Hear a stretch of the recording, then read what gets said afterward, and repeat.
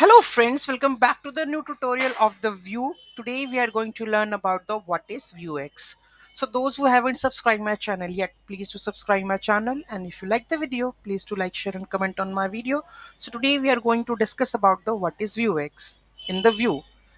So Vuex is the state management pattern and the library for the Vue.js applications. The important point is state management library.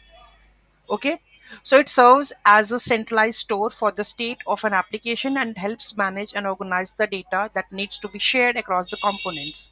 Like suppose, take an example like there is a field, okay, the to do field, like you are entering something.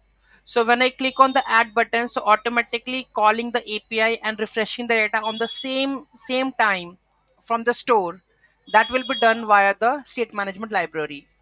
Okay, so Vuex works with the Vue components by providing a centralized store that holds the application state, and it allows components to access and update the state. So basically, like increment or decrement you are doing, so that kind of things can be built in with the this state management library Vuex.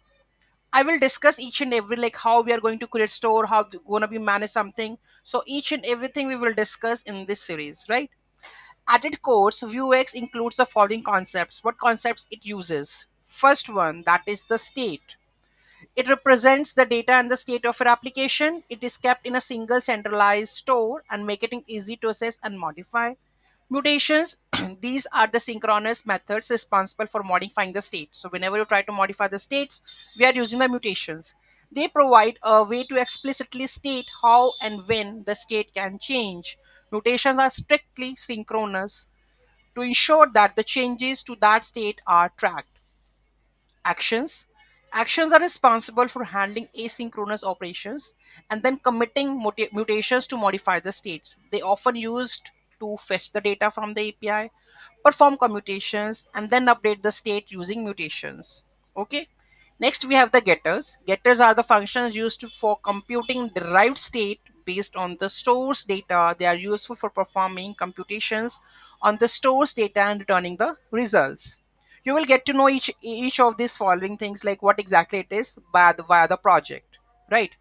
So next, using the Vuex can help in the better managing the complex state-related tasks in the Vue applications, especially when dealing with a large-scale application or situations where multiple components needs to assess the shared data.